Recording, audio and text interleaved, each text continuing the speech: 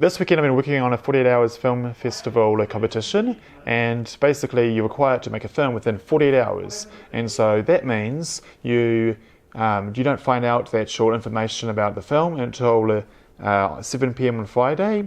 So just make sure that nobody makes the film beforehand and cheats. Basically you get randomly given a genre, you get randomly given like some sort of technical requirement, like in our case we had to have an overhead shot.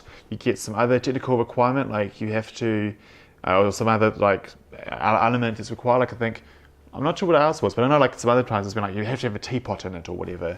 And then you've got other stuff like you might need to have a character called this, or you might need to, just there's various things that are required. So that prevents some people cheating it. So then once you're given these, you just somehow, after Friday 7 p.m. when you find out, you've got to make up the entire story.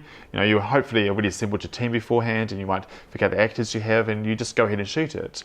In our case, we actually got the director has sort of nailed down his story within maybe like a couple of hours or so, or 3 hours. And so we actually started shooting at around about 10 or 11 p.m. And because basically he already had the plan that he wanted to be doing it like a night shoot, because that's, I guess, the kind of director he is.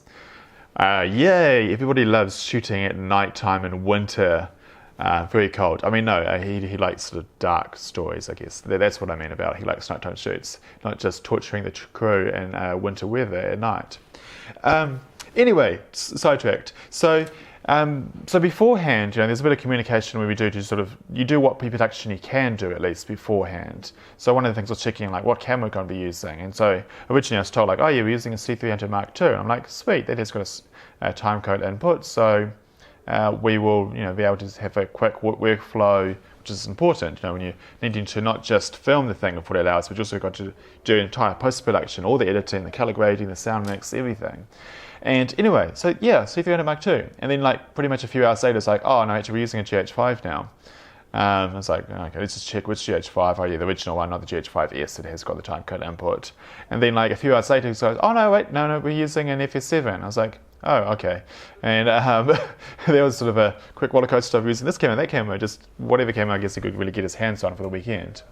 And so yeah, we're using an FS7, and I thought, well, one of the annoying things about the FS7 that sort of makes it more of the low end of Sony's cinema camera range is that it actually lacks a proper timecode input to output, unless you have the XDCA back. So normally people do not have the XDCA back for the FS7 because it is quite an expensive addition, and although it gives you a bunch of benefits like giving you 4K RAW out, the time codes, the mixture SDI outputs, whatever, most people are pretty happy with the stock FS7 by itself. So they might only really be having the V-mounts at the back. So, but if you just want to use V-mounts on your FS7, you can just buy like the Tilta back, and that's like way cheaper than the Sony XDCA. Anyway, enough of that rambling on. Guess what?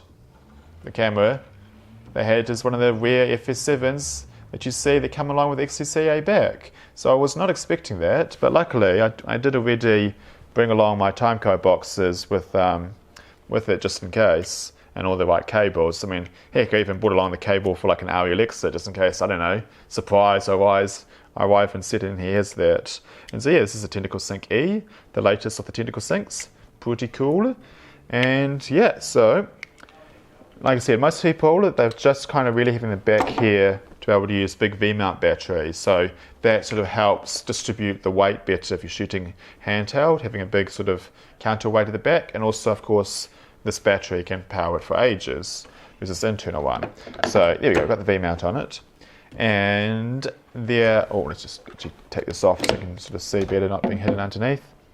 And yeah, so we've got, so it gives you, like, for instance, here's a power output that's running up to power the Teradek. So that the Teradek is like a wireless video transmission. And so there also the director has this little handheld monitor he could look at. And he also was giving a feed out of my F18 recorder, so he could also listen to what's happening. Yeah, and so here we go. Here's the timecode input output. So look at that. We just clamp that in, and then I just got a bongo cord. I put it up here, and we had exactly accurate timecode to be used. I think my last point I'm going to make about this, something not sound related, but I think it's pretty cool. They're also using the Fujinon 18-55 T2.9 lens. That is a lens I've looked at and gone, oh, I want this lens. But, you know, it'd be a bit of an extravagant purchase for me to get. However, if you are like in the camera department and you've got yourself an FS7 or whatever, this is a very affordable cinema zoom because it's only about 4K American, which is pricey, but for a cinema zoom it's actually really affordable. One of the reasons is because it's 4E mount, so you can't mount it in PL lenses, but that much more shallow